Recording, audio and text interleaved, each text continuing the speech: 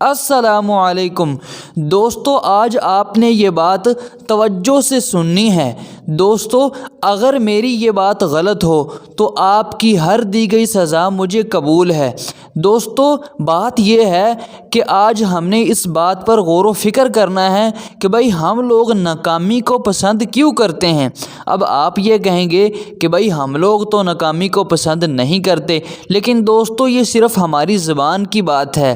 اصل بات یہ ہے کہ ہم دل سے ناکامی کو پسند کرتے ہیں، اور یہی تو وجہ ہے کہ ہم دن بدن ناکامی کی طرف آگے بڑھتے چلے جا رہے ہیں۔ دوستو، کیا آپ جانتے ہیں کہ بھائی ناکامی کہتے کسے ہیں؟ اگر نہیں جانتے تو چلیے پھر سنیے۔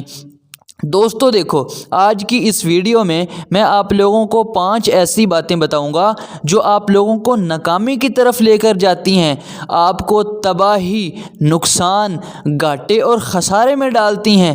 دوستو، ان میں سے سب سے پہلی بات یہ ہے کہ اپنے نفس کو گناہوں میں لت پت کرنا۔ دوستو، اللہ تعالیٰ سورۃ شمس میں ارشاد فرماتے ہیں وَقَدْ خَابَ مَن دَسَّاهَا۔ اللہ تعالیٰ فرماتے ہیں کہ جس بندے نے اپنے آپ کو گناہوں میں لت پت کیا وہ بندہ ناکام ہو گیا۔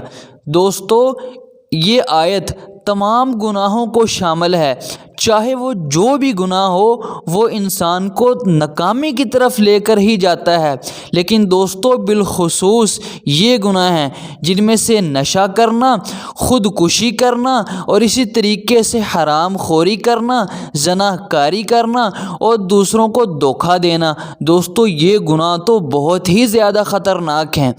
دوستو، اب میں آپ لوگوں کو اس سلسلے میں جو دوسرا کام بتانا چاہتا ہوں وہ کیا ہے؟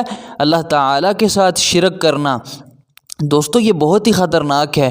آپ سنیے، سورۃ زمر میں اللہ تعالیٰ رسول اللہ صلی اللہ علیہ وسلم سے مخاطب ہو کر ارشاد فرماتے ہیں کہ لَإِنْ أَشْرَكْتَ لَيَحْبَطَنَّ عَمَلُكَ وَلَتَكُونَنَّ مِنَ الْخَاسِرِينَ کہ اے نبی، اگر تو نے بھی شرک کیا تو میں رب رحمان تیرے بھی اعمال ضائع کر دوں گا اور تو بھی خسارہ پانے والوں میں سے ضرور ہو جائے گا۔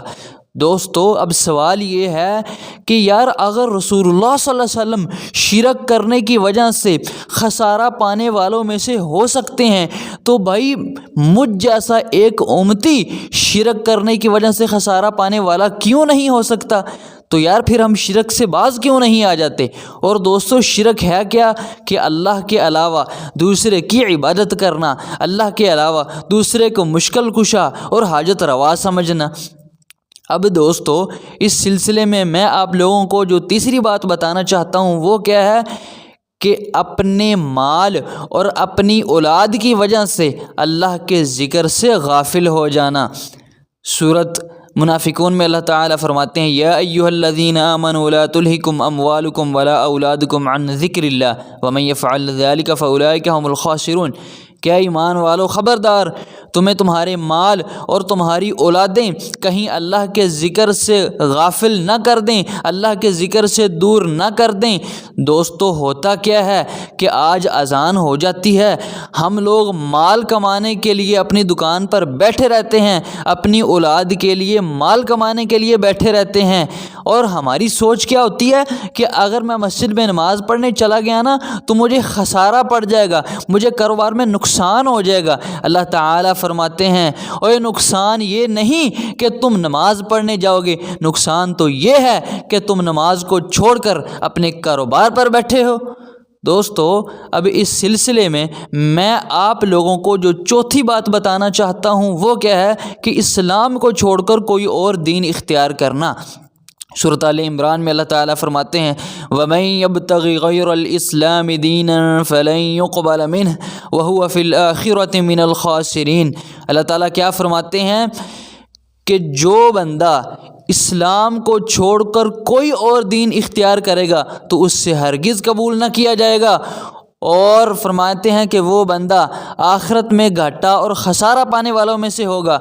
دوستو آج کفار لوگ چاہے دنیاوی زندگی کے کتنے ہی مزے کیوں نہ اڑا لیں، لیکن ان بیچاروں کو کیا پتہ کہ ان کے ساتھ آخرت میں کیا ہونے والا ہے۔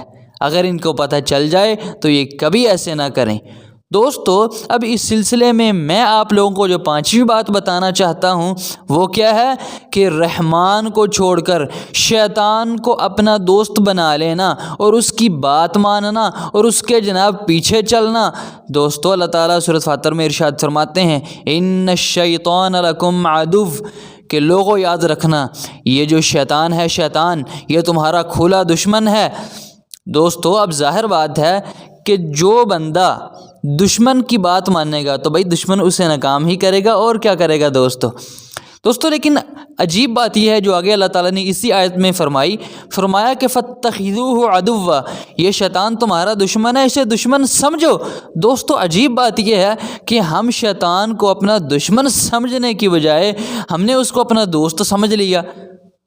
دوستو یہ بات برحال اچھی نہیں ہے، اللہ تعالی ہماری اصلاح فرمائے، اور یہی تو وجہ ہے کہ ہم دن بدن ناکامی کی طرف آگے بڑھتے چلے جا رہے ہیں۔